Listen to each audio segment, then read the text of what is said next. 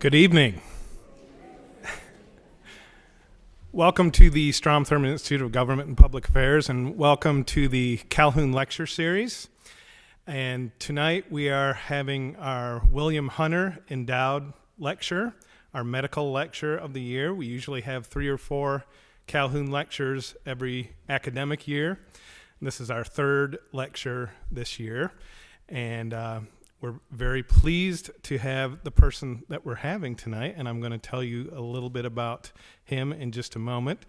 But I do want to take care of some housekeeping. Sometimes I forget to do that at the beginning of these things, and then I never remember at the end. So I want to do it right up front here. First, I want to thank all of the Calhoun Lecture Series patrons for their support of the program and for showing up tonight. We appreciate everything that you do for the lecture series, and want to thank Jane Hunter for being here tonight. We appreciate your attendance and your support as always. I often forget to mention the next lecture in the series, and we are having a 4th lecture this year. It's going to occur on April 18th, and we are actually co-sponsoring this with another group on campus, and T. Boone Pickens is coming to Clemson University and is going to be speaking at the Brooks Center on April 18th at 2 p.m. So we hope folks will come out and enjoy that. He's going to talk about business leadership. That should be quite interesting. We're also fortunate tonight to have a student panel here that's going to ask questions of our presenter. Again, I want to introduce these young ladies before we get started. We have Lindsay Brown, who's from Hartsville, South Carolina, Ashlyn Ferguson from Williamston, South Carolina, Megan Jesse from North Augusta, and Megan Pate from Spartanburg. So we have an all South Carolina crew here tonight with us. Pardon? North Augusta. Yes. Yes. So we thank you for being here, and we very much look forward to your questions this evening. Maybe Dr. Sutherland won't look forward to them, but we all do. Whenever I get up on this stage to introduce a speaker here at the Institute, I'm usually pretty humbled by what these people have done. The Calhoun Lecture Series has hosted many fine speakers over the years, and it's incredible when you look at the experience that these people have behind them. Our speaker tonight is certainly no exception to that rule. He's our honored guest, and he is a top in his field of pediatric cardiology. I'm not going to go through his list of accomplishments. They're in the program, and they are many. But you may not know that he almost didn't get into the medical field. Some of you may or may not know that he was a star basketball player here at Clemson University. And he was drafted into the NBA in 1967 after he finished his senior year. I don't think he was drafted as high as one of his good friends, who is also here in the audience. Randy Mahaffey is here tonight to join us. He was also in that 1967 NBA draft. And I did a little bit of research, not a whole lot, and found out maybe why Dr. Sutherland didn't stay in the NBA. I saw some of the other folks that were drafted that year. A fellow you may have heard of, Earl the Pearl Monroe, was drafted that year. Another fellow who ended up playing for the New York Knicks, Walt Frazier, was drafted that year. Another folks, if you ever followed Los Angeles Lakers basketball, Pat Riley was drafted that year. And if you've followed the Chicago Bulls and the Los Angeles Lakers, another guy, Phil Jackson, was drafted that year. So I don't know, maybe there was just too much competition, but the lucky thing for us and a lucky thing for all of Dr. Sutherland's patients is that he ended up in the medical field and became a cardiologist. And I'm sure we're thankful for that, and all of his patients are very thankful for that. Dr. Sutherland also has another interest that he may talk about tonight. I don't know too much about it, but he's also an artist. He's a painter. And he's been involved with putting together a multi-artist show in Paris. And again, I'm not sure if maybe he'll mention that to us, what he's doing with that as well. Please join me in giving a hand and welcoming our honored guest tonight, Dr. James Sutherland.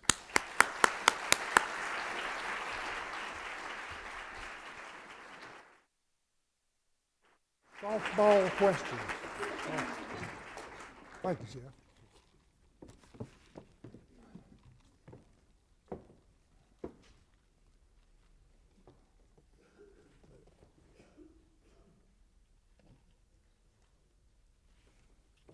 Thank you, Jeff, very much. It is a pleasure to be here. I'm a pretty unselfish person. I gave up my position to Earl the Pearl so he could play professional basketball.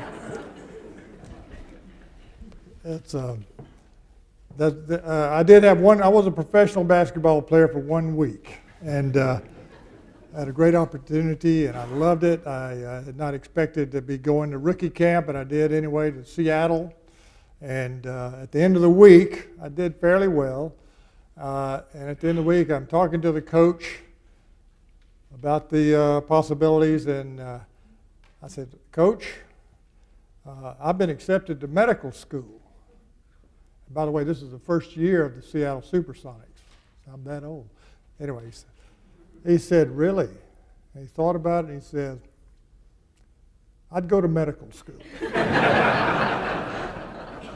I said, I think I will, Coach. But my friend Randy Mahaffey played about 4 years, and it turned out he was the last cut by the Los Angeles Lakers and ended up in the ABA for about 4 or 5 years, and then went on to a business career in Atlanta. I have some notes here that will help me get through this. I didn't know I was going to be quizzed. I thought I'd be grandfathered in by now. I don't have to go through that. But I want to thank Bill Cheesem for asking me to do this, inviting me to be here, and also Joyce Bridges of the Institute, who's been a great help in helping orchestrate this for me. When they sent the letter of invitation, there were included in that letter, there was a list of all the previous speakers.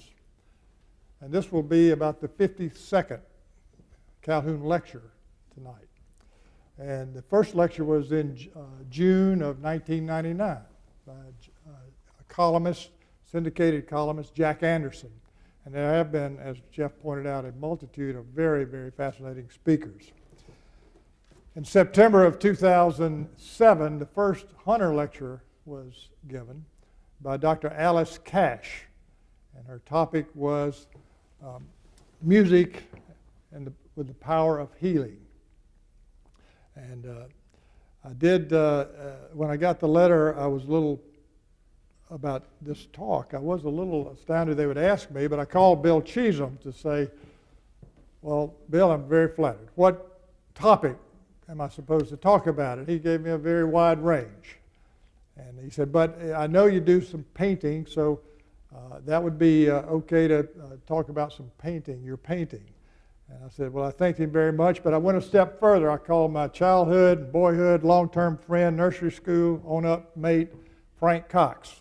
Asked him about, Frank, I've got this opportunity, and they want me to pick a topic, and what would you suggest? And Frank thought about it, and he said, well, I got a couple of things. And I said, well, what are those? He said, well, first off, why don't you tell them about your leaping ability in basketball?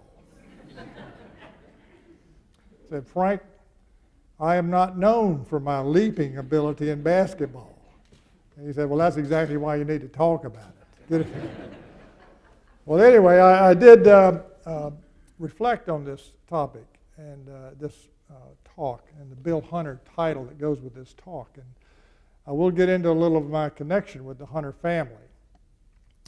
But as I thought more about what to talk about, I felt like I should pay homage to Bill Hunter and to Jane Hunter, who were big influences in my life. And I don't know if any of the other Hunter lecturers have mentioned this, but I am going to intertwine my talk with the Hunter family, with art and little vignettes in my life that I think are important phases of my development.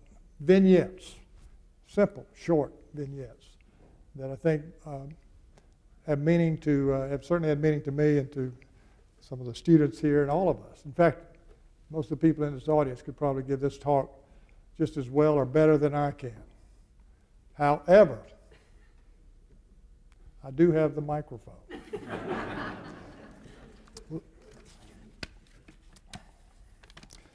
Well, going back to Bill Hunter, from the time I took my first breath till the time Bill Hunter took his last breath about 5 years ago, he was a factor in my life. He was a counselor, and we frequently would talk when I come home to visit my family. And so I feel very honored to be able to speak in his lecture series.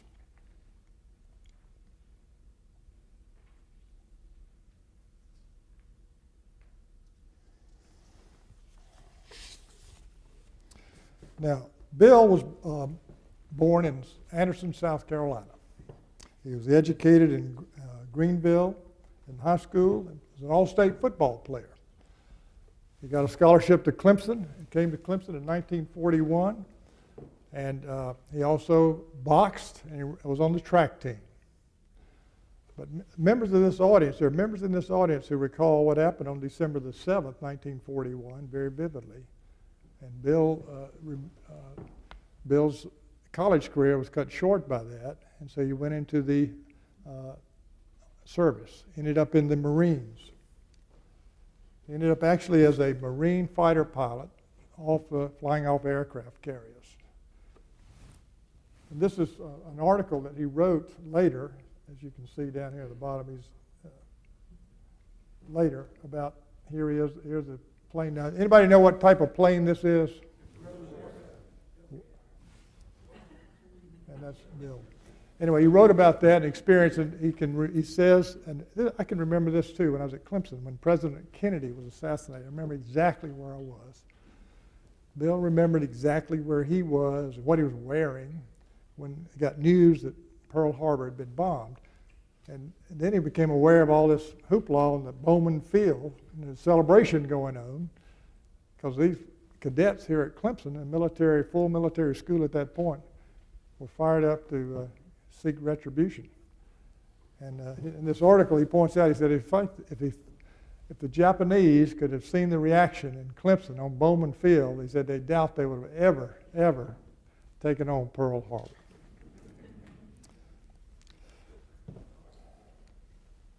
So he was a member of the Black Sheep Squadron. He was the intelligence officer, and this is taken on board of one of the ships.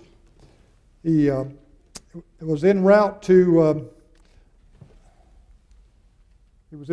Japan. I'm going to go back on that. He was en route to Japan when it was announced, the atom bomb was dropped. It was announced that that the war was over, that he would be coming home.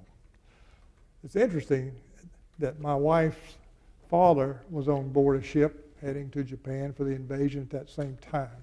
And there may be others in the audience who were involved in that pivotal part of our history.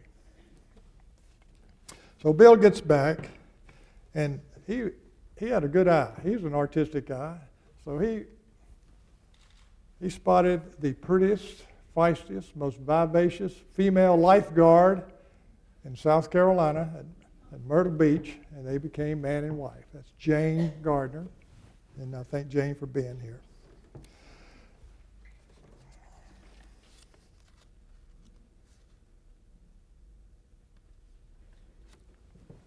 Now, I thought I would interrupt this for just a second and go to a few of the art slides, kind of make a little variety in the show. This is actually where Jane and Bill spent part of their honeymoon. This is an area called Cinque Terre in Italy. And they went from Cinque over to France, and this is a little harbor on the French coast. And then they went back to Cinque Terre for a little while, and then they moved on to another little French town, and there's a man tending his flowers, a little harbor scene, and then a little Tuscan scene. So they travel all over during this honeymoon. This is the flower market in Aix-en-Provence. And they got back, they had 4 children. It took a long time. There will be a 5th one, so they had 5 children. Now, the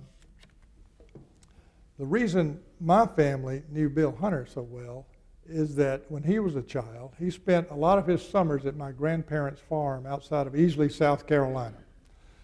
And my grandmother, I am told, was like a second mother to him, and my mother was a little older. She was like an older sister, and so they bonded and were very close.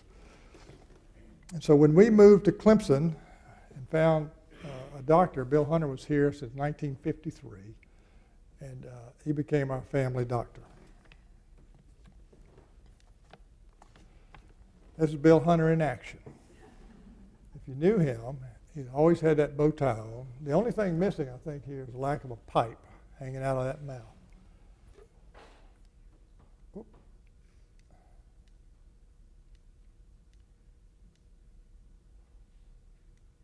And he had the black bag. And Bill made house calls. In fact, he was the original 911 in Clemson. And if you didn't get Bill Hunter, you dialed 9111 and you got Jane. So they were very, very centerpiece in the health community of this of Clemson. And in that bag, he carried all kinds of medications and so forth. And I documented over the course of my childhood, since I was prone to strep throat, he had given me personally 14 intramuscular injections in my gluteus maximus to cure me of strep throat.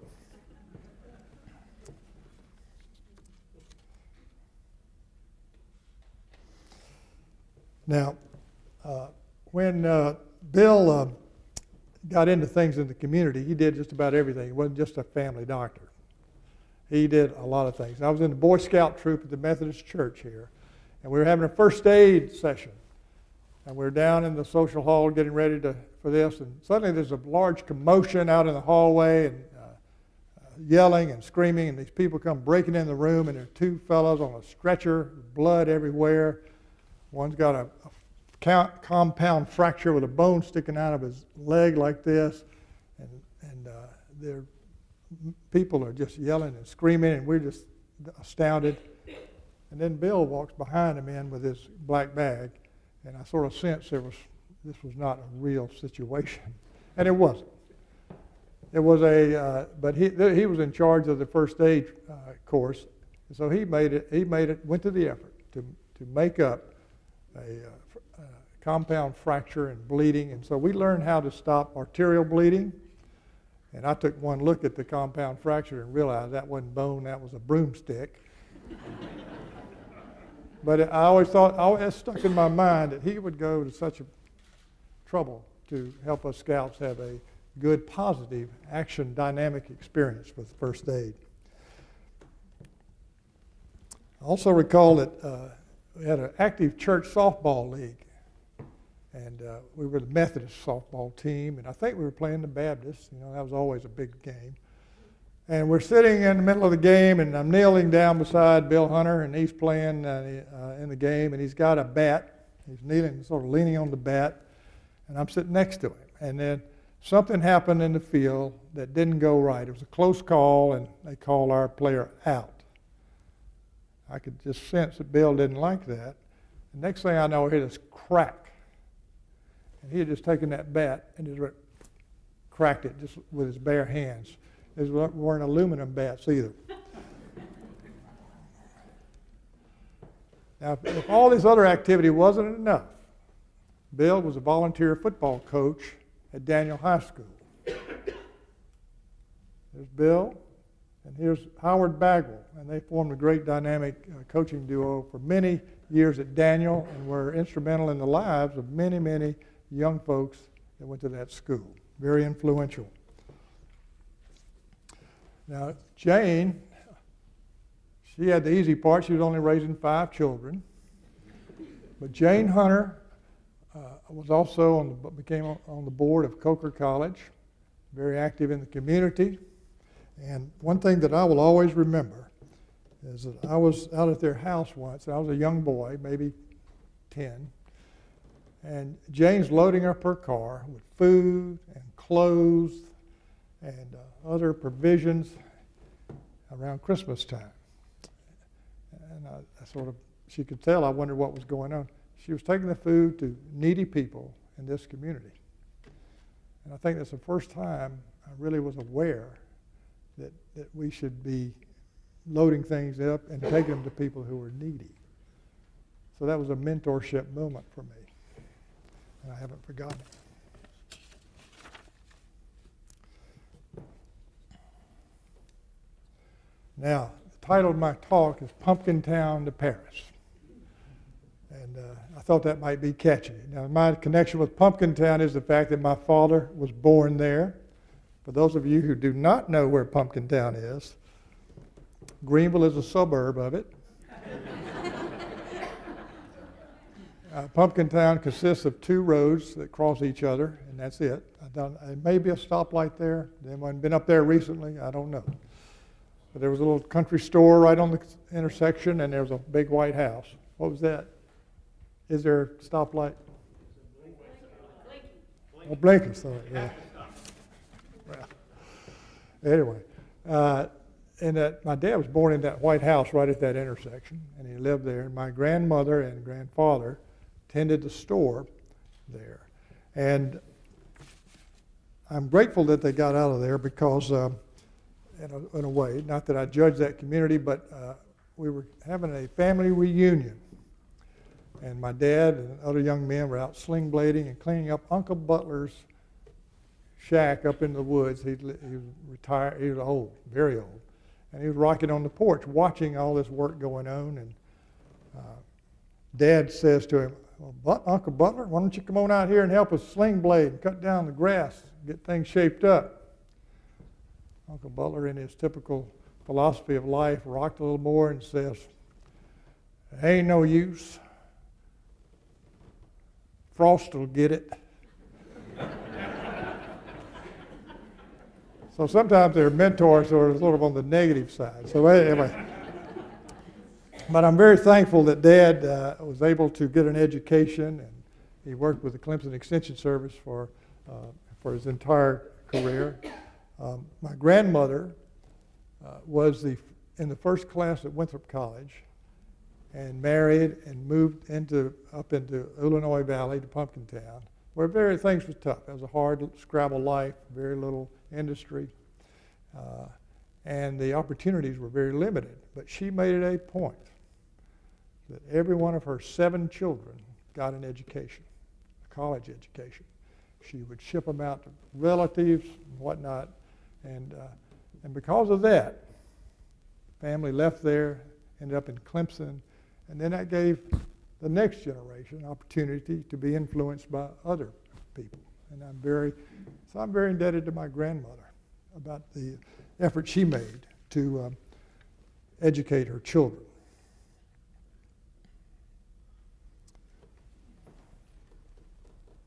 This slide, by the way, is these are citizens of Pumpkin Town. This is their census. This is their group. This is taken with it's a little bit of a small place. Actually, this is my family, and my mother in front, father, my daughter, my sister, Mike and Jeff Melton, and Jeff is here tonight, my nephews. Now, Pumpkin Town is a little history about it, but anyway, people often stayed at the William Sutherland Inn in Pumpkin Town. So we are legitimate.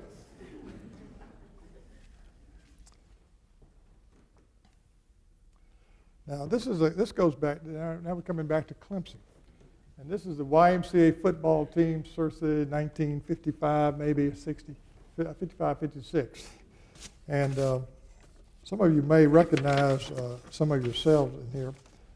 By the way, I mentioned Frank Cox earlier. Here he is, right here. This is me in the middle. I didn't have my wide part then. But I want to point out, and there are a lot of people that you would heard their names of. But on the first row, right here, this person the name of Pete Maravich. Probably those of you interested in sports know that this was Pistol Pete Maravich. And the reason I show this slide is it's very ironic that Pete went on, as you know, to this phenomenal basketball career. And then at age 42, Pete had lived, let me back up and say, Pete had lived kind of a sketchy life. And then he became a solid citizen. He really became a Christian. And he devoted the rest of his life to that. But his life was cut short at age about 42 when he was in a pickup game somewhere in California. And he just dropped over and died. And I've actually spoken to the pediatric cardiologist who was in Los Angeles at the time, who attended the autopsy. And said he ended up having a single coronary artery. That's a congenital anomaly. He was born with that. And I'm not sure how he was able to play such a high quality of basketball for so long with that lesion. But I thought it was ironic that Pete and I spent so much time together playing basketball. Actually, maybe I shouldn't tell this.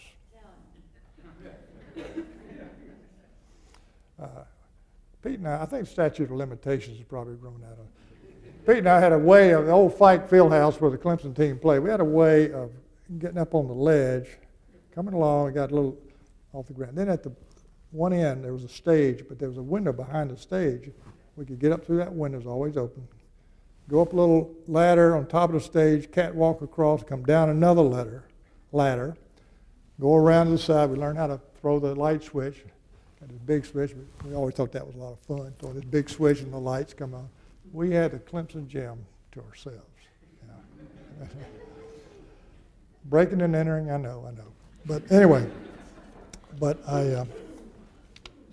so here's our high school team a little bit later. This is Don Carver, our coach, who played at Clemson. This is Pete. Actually, it makes Pete look a lot bigger than he was. He was a very frail fella up until about he was 11th or 12th grade in high school, and he was always very thin. And then I want to show this slide. The real reason to bring up Pete Maravich is this slide. This is when he went to LSU, and his father went to LSU.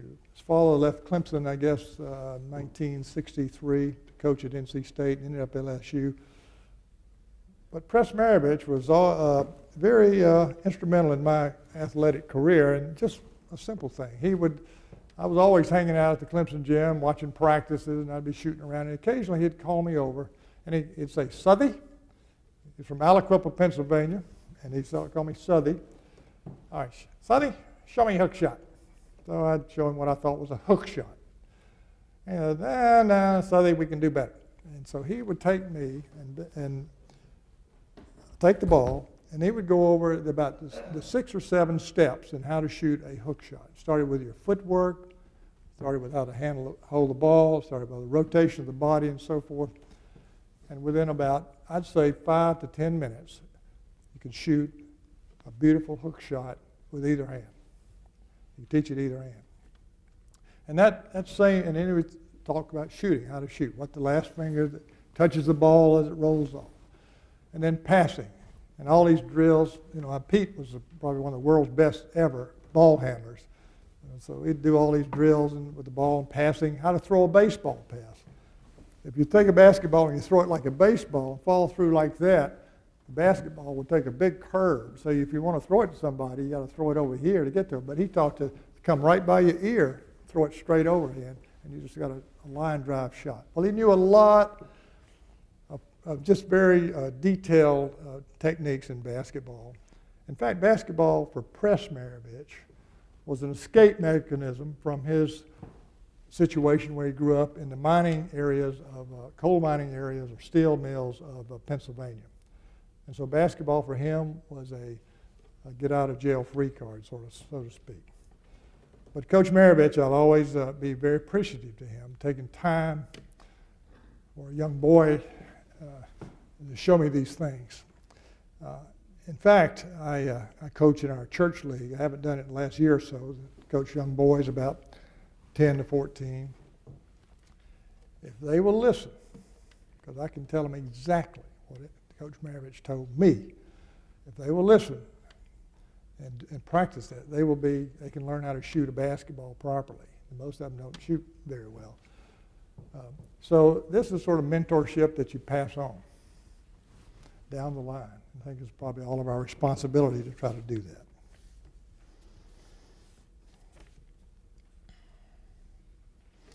Now, next slide I threw in this morning. Thank goodness for people who are very technologically proficient.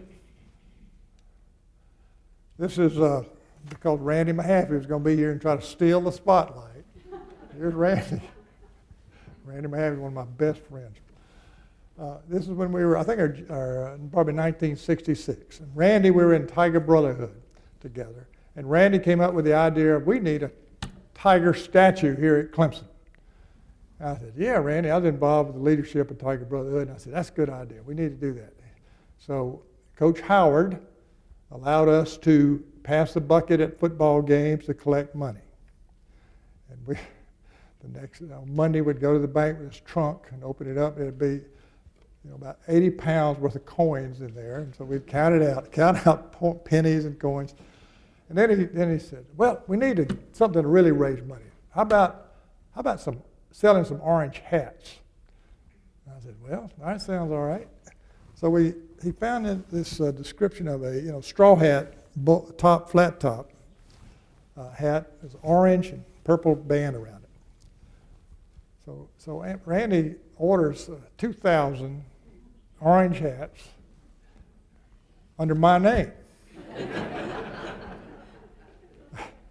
I was in an absolute panic. I said, this is a physical cliff if there ever was one. And so we get these hats, they come in boxes, we take them down to the Tiger Brotherhood room, and we sold a few. And those few went out everybody wearing them out into the campus. The next thing you know, we were deluged. And within 4 hours, we sold all those hats.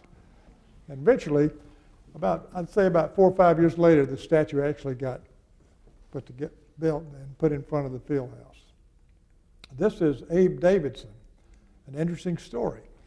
He's a sculptor, of course, and he was Jewish, emigrated as a young man from Russia, ended up in the South, and through tremendous effort developed into a great sculptor.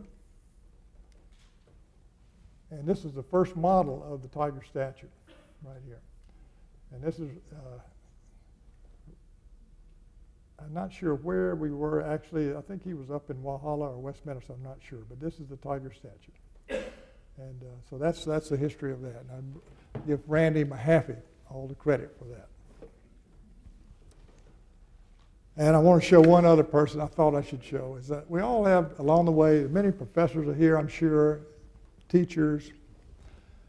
There are special people in your career that sort of bring the best out of you. This is Bill Plouth. He's in his retirement years now. He fancies himself as French chef.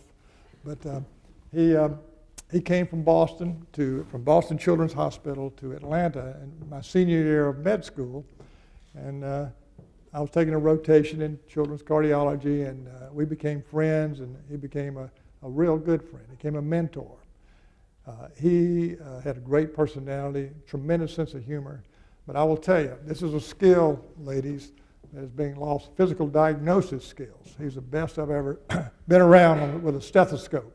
And he can imitate these murmurs and clicks and swooshes and snaps and make it real for you. So I was, in a way, we're very fortunate to have trained under Bill Plouth because I feel very adept with use of the stethoscope. If you do, look at our practice in Atlanta, and we have 44 pediatric cardiologists in our practice. I mean, it's a huge thing. We're one of the bigger groups in the country.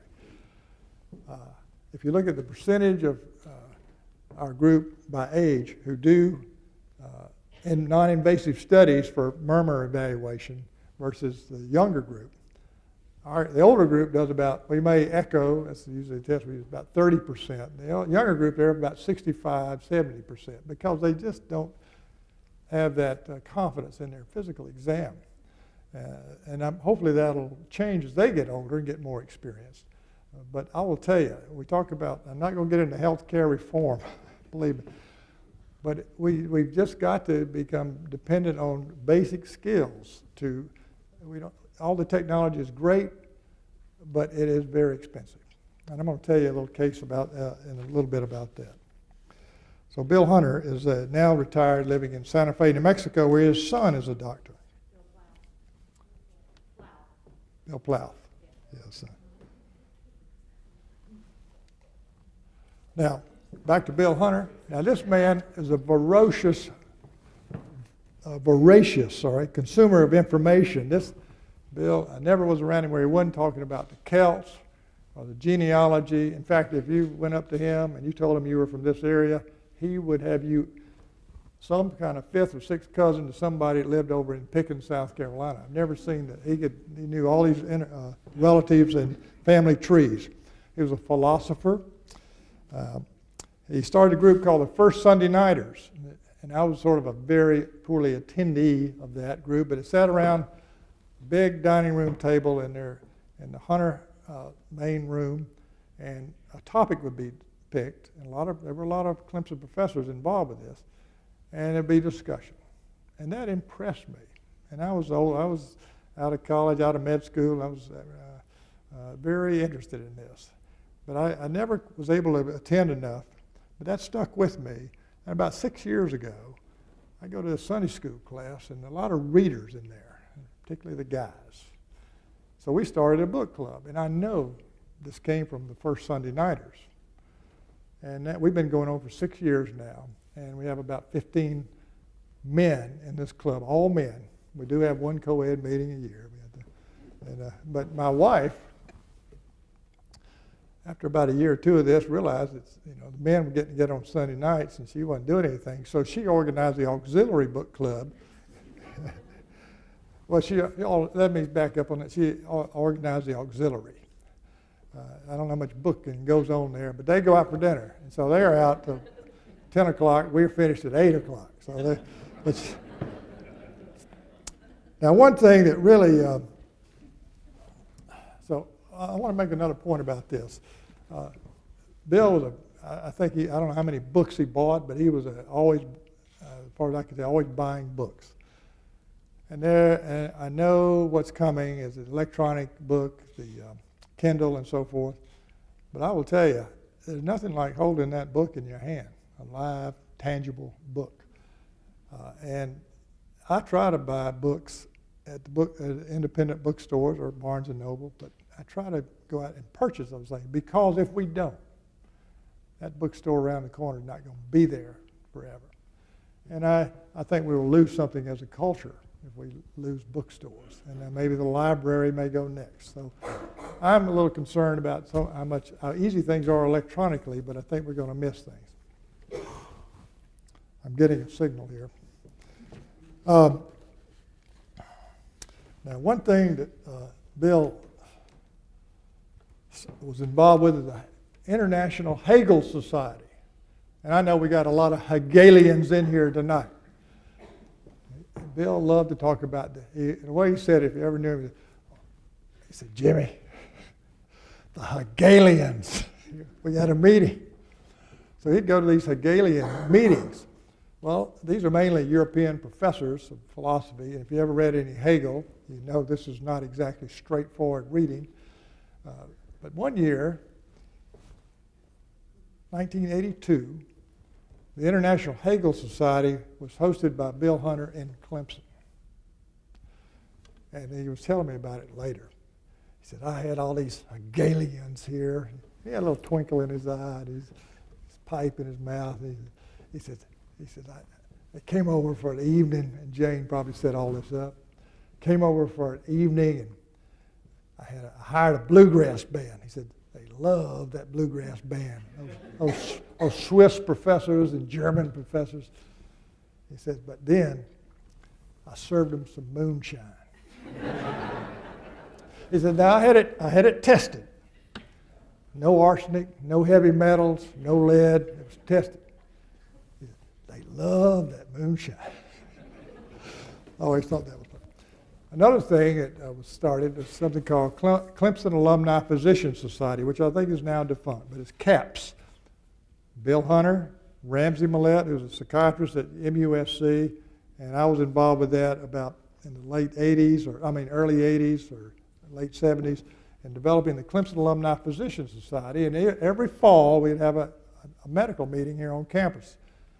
And you just wouldn't believe how often it fell on a home football weekend. It was just uncanny how that worked out. And so I was, at the time I came back to one meeting, I had just gotten out of the Army. I was stationed at Presidio, San Francisco as a pediatric cardiologist there, and I would come home to pack up my things and go on a backpacking trip around the world with a buddy of mine who I talked out of getting out of the Army. He was an ophthalmologist, and we'd met in Germany, but he was in Hawaii at the time. So I was home. I came home. The meeting, and I was going to leave on this trip on Monday. The meeting started on Friday, and Bill's hosting the meeting.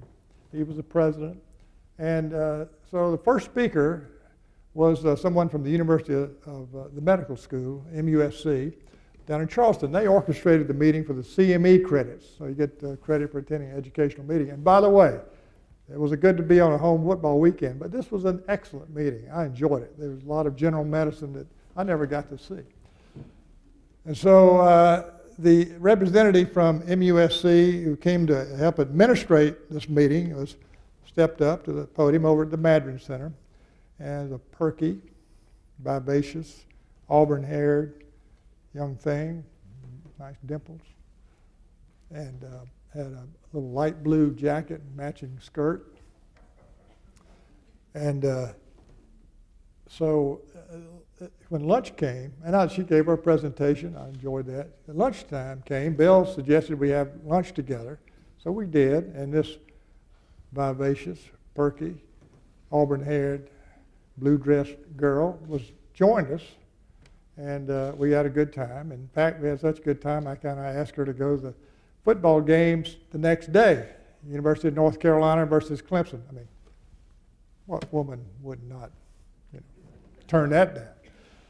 Well, we became friends, and I never believed in arranged marriages in this country, but I believe Bill Hunter arranged my marriage to Mary C. King. And I guess I'm very thankful for that.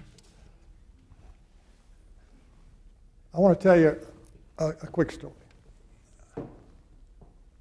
It was about 4 o'clock one afternoon in Augsburg, Germany, at the 130th Field Hospital where I was working. I was one of 3 pediatricians. The other pediatricians left for the day.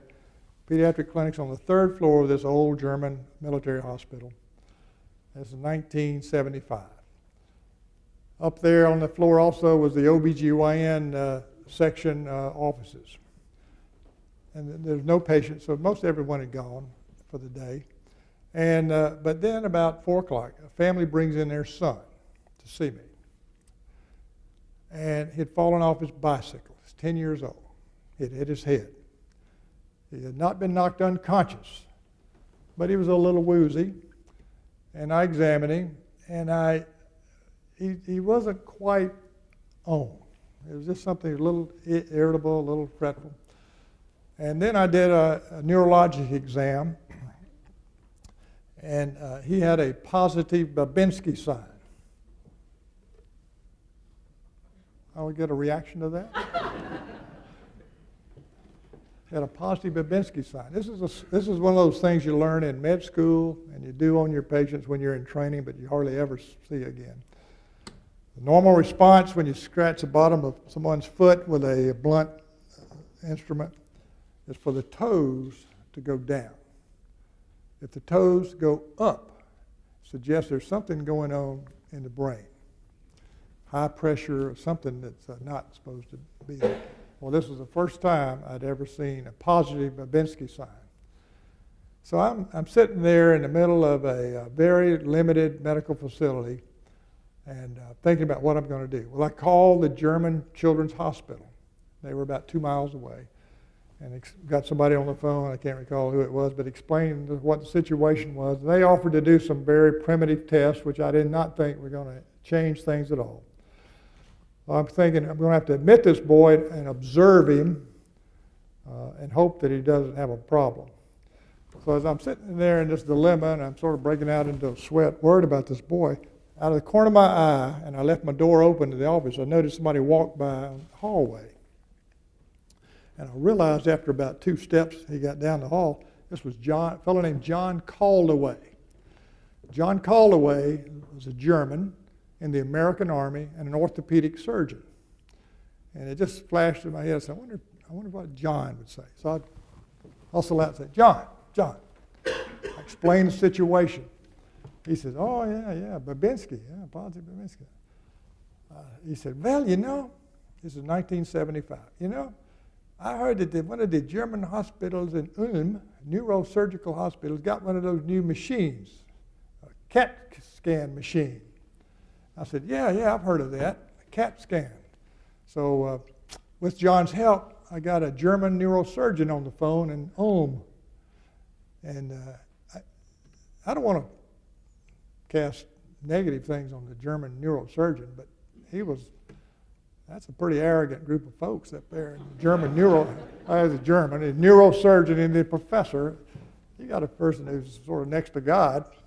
And he says, Dr. Sutherland, you send your patient to us, we will do the CAT scan, and we will send him back to you. I said, yes, sir, you got it. Well, the boys loaded the ambulance, went up there. I get a call back about 8:30 that night. He's in the operating room. Got epidural hematoma, which it can be lethal or cause severe brain damage. Well, let me tell you, I thank God for a fellow named Joe Babinski, who was a neurologist in France in about 1895, who came up with the Babinski sign. Joe Babinski. Who would have thought it? So that's primitive technology. That's physical exam. That's just taking the time to do the exam. And then fast forward, and I thank God for whoever was a scientist, a basic scientist, came up with the idea of a CAT scan. And put those two things together, and he got a healthy boy out of that situation. So I feel like I was mentored by somebody who had lived a century before me, and I was mentored by some scientists who had, in the lab, had come up with this technology of a CAT scan. And ever since, I've had no problem with developments of technology. I think how we use it, overuse it perhaps, is the problem. I'm winding down toward the end here, so if you'll just bear with me. This is a Wayland Moore. This was an art workshop we set up, and this is in a little island in Greece. And Wayland is an Atlanta artist, well established. He was a Pulitzer Prize nominee for editorial cartooning. He used to be the artist for the Atlanta Braves and so forth. And he teaches adult evenings at Emory Art. And I took it because he was teaching acrylic painting and wanted to learn about that. And so we got to talking, and I got to know him. He's from Belton, South Carolina. He does a lot of he does the art for tennis, the Hall of Fame in South Carolina. He had a football scholarship offer from Frank Howard, but he ended up going to the Ringling School of Art in Sarasota, Florida. And he's a distinguished graduate of there, a wonderful art teacher. And he's had a lot of impact on my life. So he's mentored me in a hobby that has now turned into more of a passion. I feel like I owed it to Wayland to show his picture. So back to a few paintings. These are anybody. I'm sure people are familiar with Pawleys Island. There's some pictures from there. That's supposed to be Mary C. Feeding the seagulls. This is McClellanville. That's a 1,000-year-old oak in McClellanville. Now, this is I'd say probably about 4 or 5 years before Bill died. I was at home, and he came over to see Mom, and asked me to let me take a few pictures. So here's the family doctor home visit, making a house call, which he did, reading the chart, examining the patient, that's Mom's, and writing the prescription. I'll tell you, there's some pharmacists here tonight, and I don't know how in the world they could not see his handwriting. It was atrocious. In fact, when I went into the Army, they made us all take, the Army Medical Corps, they made us take a handwriting class. Because error. I mean, you think it's not a minor issue, it's a big issue. So that was Bill Hunter. Now, these are some Paris scenes for the most part, and this show is set up in Paris in September. And listen, it has nothing to do with my art, I will tell you that. In our neighborhood is a Parisian woman who comes from a prominent family in Paris, whose mother is still living and has her own gallery and lets it rotate for exhibits. And it's through the friend in Atlanta put me in touch with her mother, and her mother said, "Oh yeah, we'll give you the space." Well, we've got about 7 or 8 other artists that we're hoping we're going to have a successful show in September. So I'll run through some of these. These are the little boats that they rent out for kids to play in these little pools. Oh yeah. Now, I don't know if anybody recognizes the painting, but I was feeling, Mary and I were at the Metropolitan Museum in New York, I think where this was, and I asked her to take this picture because I thought it looked kind of neat for me giving advice to the portrait of Gertrude Stein. She was an intense listener, did not move a muscle the entire time. This is a very famous painting by Pablo Picasso. And fortunately, none of the monitors saw me do that. I would probably been taken away and changed. There's a little Paris cafe scene. This is the farmers market in Aix-en-Provence. And this is, I think, the last slide on art. This is a picture taken in a little chess club near Washington Square in New York City. And I thought it was interesting to make a good painting. And so I took it, and this fellow right here, watching the game, and had this hat on and the wrap. Boy, he looked up as soon as the flash went off, and he jumped up and yelled at me. I'll tell you, I thought I was in deep trouble. So I scooted on out of there. So I've learned not to take pictures like that in New York City. So Bill Hunter, we'll get back to Bill. We'll finish here. Bill has received, he's been in so many things, it'd take forever to go through all that, but this is when he received the Pointing the Way Award from the Anderson newspaper, which he wrote a column, as everyone I think would know, every Friday. Here he receives the Order of the Palmetto. I think it's the highest honor the state will give. He's a distinguished alumnus of Clemson. Now, he was also devoted to education, mentoring, if you will. He says, if we're going to maintain that great esprit de corps at this university and move into the future with it, we need the small classes. The thing in the past that made Clemson great is the faculty and student relationship, not the buildings that my Uncle Will built, not the football team, not the military. All those things had parts in it, very important parts. But the thing about a great university is purely and simply the faculty and the student relationship. That's where his heart was, and I think that's quite true. This is my favorite picture of Bill. It's a drawing. It's when he was running for president of the American Academy of Family Practice. He also was on one of the founding board members of the American Academy of Family Practice for the country. Now, in closing, I can't remember how I got this. Maybe Jeff gave me this, but this was a final column in the newspaper. And this is where Bill would have had his column. And it's written by Donna Arterburn, Joyce Bridges, Kathy Skinner, Carolyn Benson, Jean Martin, Diane Grooms, and Martha Morris. They were Dr. Hunter's STI girls. And it's a very moving tribute to their interaction with him here at the Strom Thurmond Institute. In closing, I will give a quote from Jonas Salk, who gave us a polio vaccine. The reward for work well done is the opportunity to do more.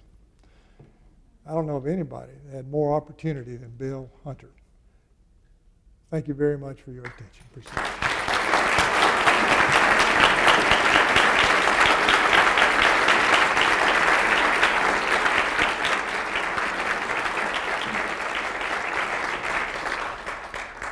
Okay, we're going to open it up for a little bit of Q&A, and we're going to allow our student panel to ask the first questions. And you certainly have a lot to choose from. I mean, it can be basketball, it can be the military, it can be medicine. Who knows? I don't know what you're going to come up with, but why don't you go ahead and start? I don't take juggling questions, okay? No juggling. You mentioned several mentors that you had in your life, and in my short time at Clemson and in my past education, I've had several teachers and professors that have really influenced me as well. Do you think that sharing your story and being a mentor to others has enhanced your life and experiences? I think anytime you have an opportunity, it doesn't have to be a teacher. It could be anyone. But anytime you, I'm hoping what the message here is that you are likely being mentored to either by an older person who has experience in a field that you may not, and you're learning. Well, your job is to learn that, and then your job is to pass that on to somebody and use it. So I think it's very important that we look for mentorship, and there's mentorship. You can't not step out on the sidewalk without being mentored one way or another. But taking those positive nuggets of mentorship and influence, and I think are extremely important. Okay, my question may be a little more selfish towards healthcare. You've had many mentors in your life, obviously, and I'm sure that you've been a mentor to many others as well. So what is your best advice as a mentor on how to deliver the best healthcare that we can give to make a difference in our patients' lives? Well, that's a simple one.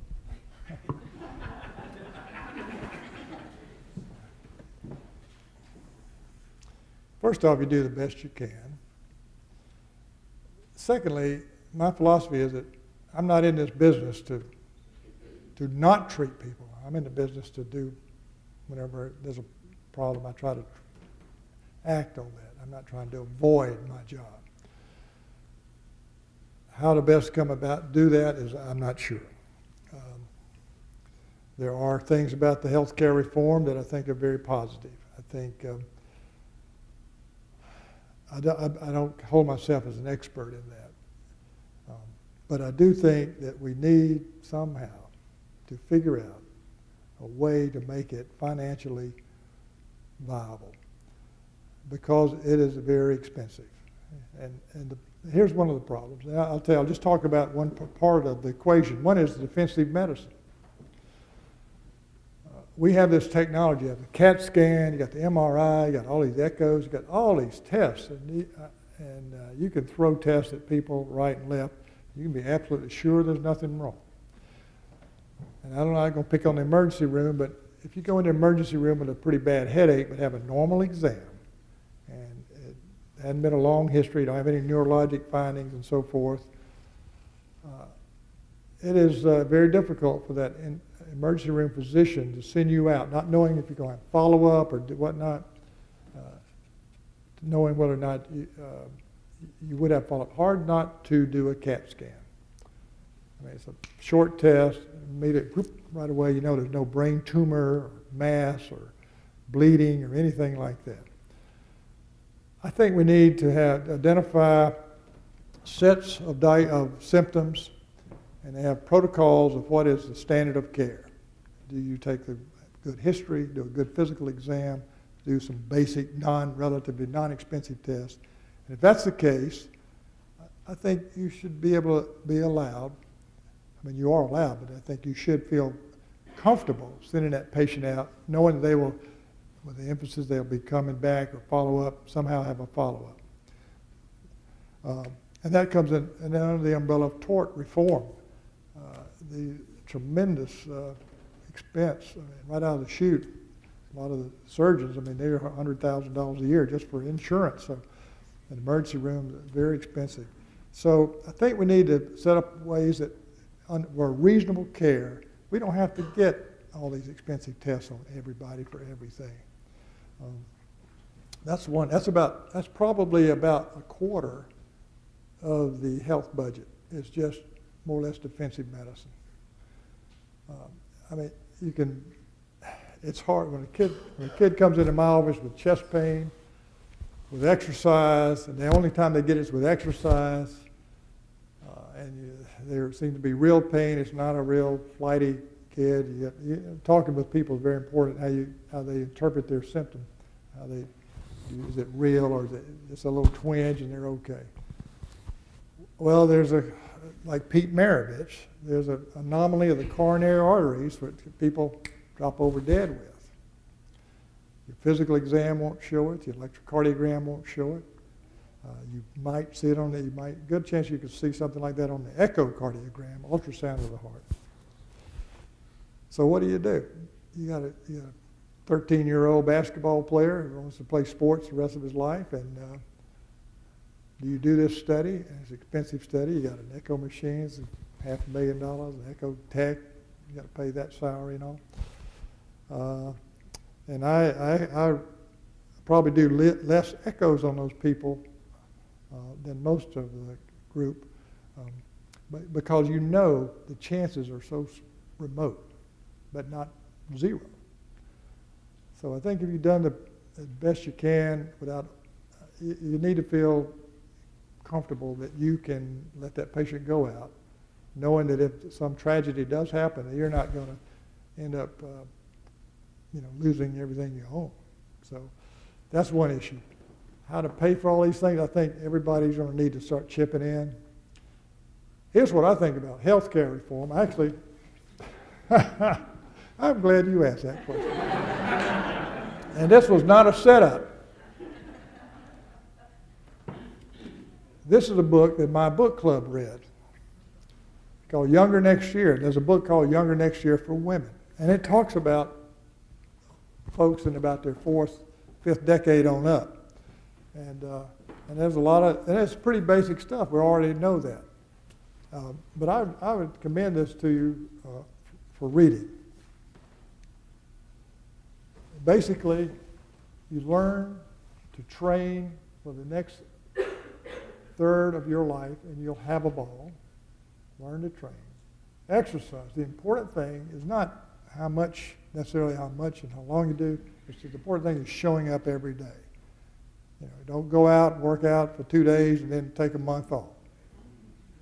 And the problem that we have is not that we're growing old and dying. The problem is we're growing old and living.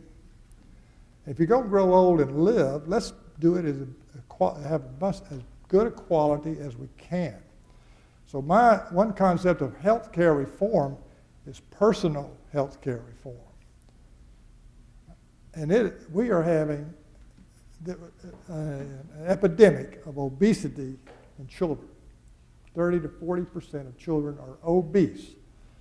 Well, what's wrong with that? Well, those patients, if they stay in that pattern, and they generally will, they will develop hypertension, diabetes, stroke, vascular disease, and likely will have high cholesterol. So there are a heart attack waiting to happen, and they're going to be a burden on the healthcare system. So I think one of the biggest things we can do is some reasonable tort reform and try to get this country on the treadmill to personal health care reform.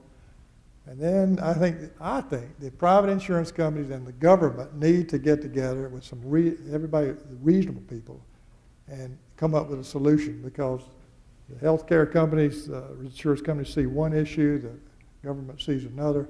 Somehow we got to blend that. But obviously this is not an easy answer. Okay. Sorry. That's a little wordy, I apologize. I'm glad though. I threw that slide in at the last minute. I said, why would anybody ask about health care reform? My question is also about the mentors in your life.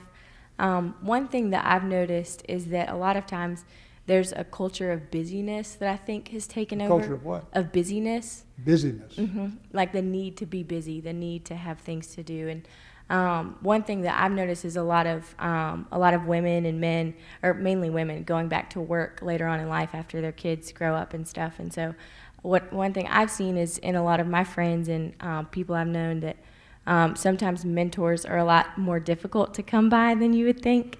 And so I was just wondering if you had any advice on how to be proactive in seeking out a mentor. I don't know.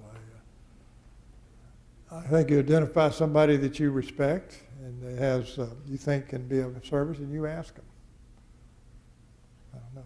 You say, how can I? You ask them, how can I become a more productive person? How can I learn more about this?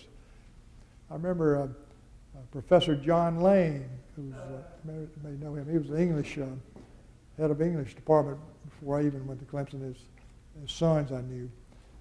I asked him one time, I said, Professor Lane, I'd like to improve my vocabulary. How can I do that?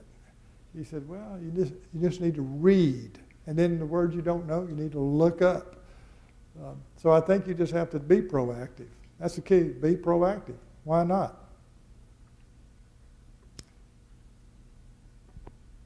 Dr. Sutherland, I have 2 questions for you, if that's okay. My first question being, you've spoken very highly of your mentor that you've had throughout your life and your career.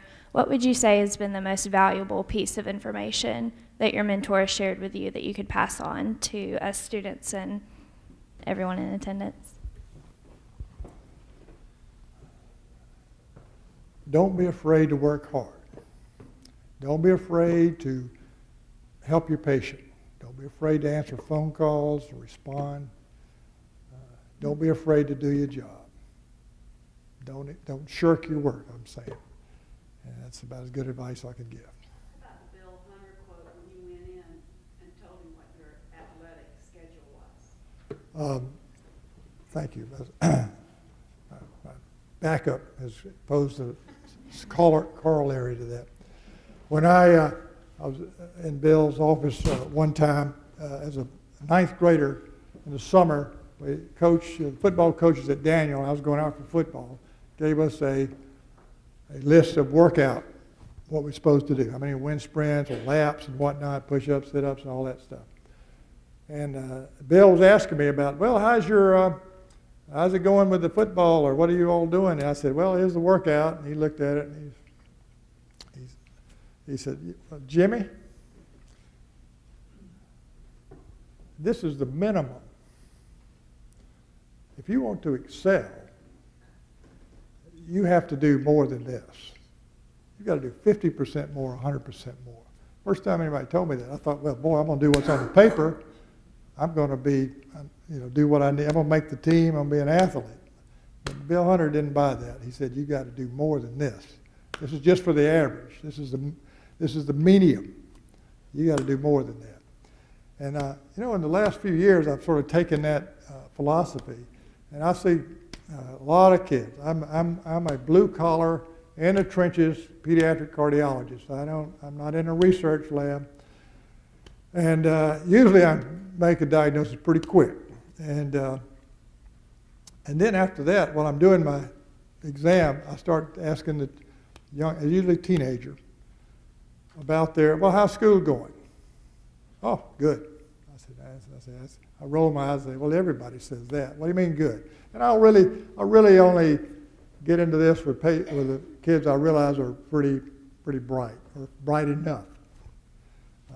So I don't want to embarrass them about this. Well, they say, well, I make 3 A's and 2 B's. B's? What are those B's doing there? You strike me as a smart person.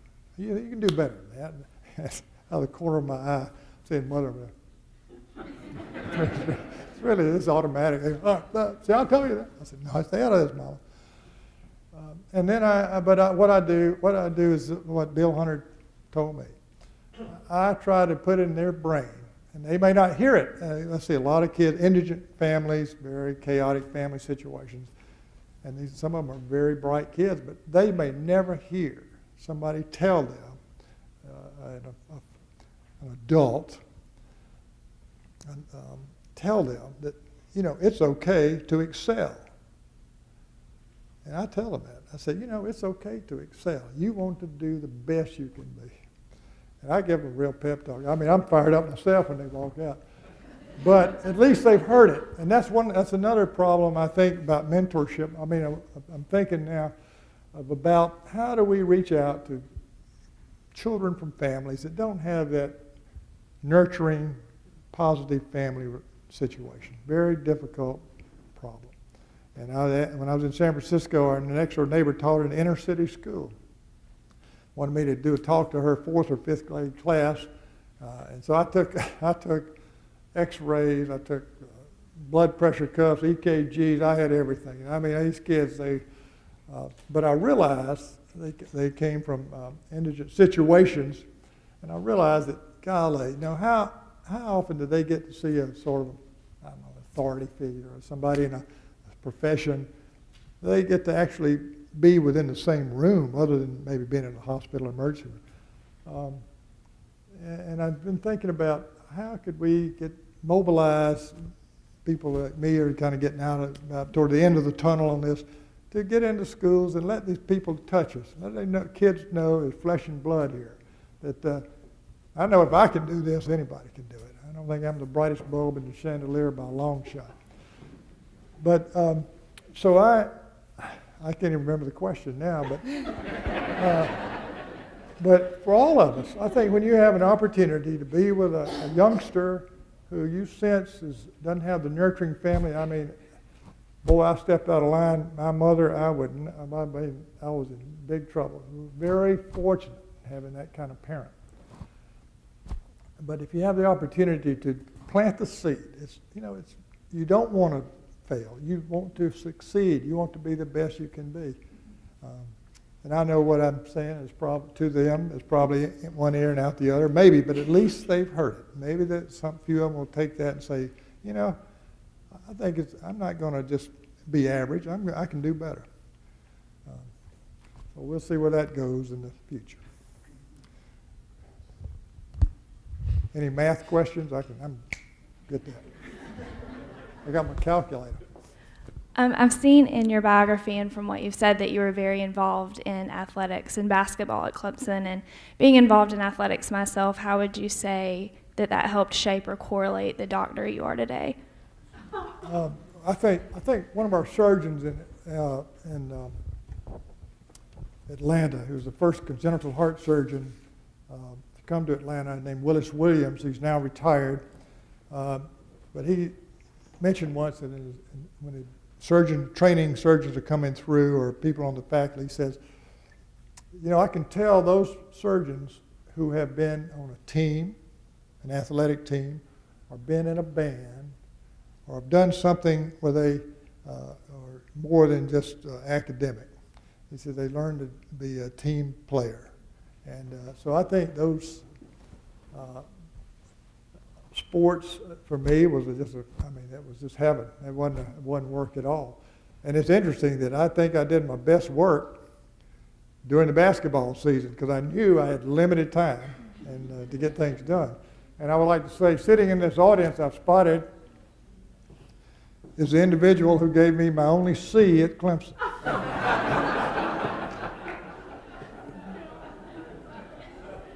Wake up, Dr. Real. I think it was the second semester junior year, and that was a busy time. But you know what? I was proud of that C as I could be. And I'm proud of Dr. Real for giving me that C because that's what I needed. I deserved it. And I think you could have rounded up a little bit, but I'll take it. I'll take it. But I think sports is no excuse. I think you do what you got to do. And I know Randy, on my team, Randy Mahaffey was accepted to med school. He ended up playing professional basketball. And so we had some good students, had electrical engineering students and other pre-med students. So it was not a slouch group. And by the way, I'm very proud of our athletic program.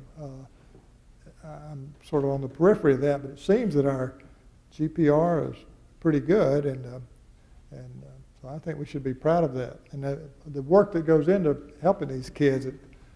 Bill DeAndre told me once, he's the assistant AD and athletic director, but he said, you just wouldn't believe some of the home situations that our athletes come through, and they just have nothing.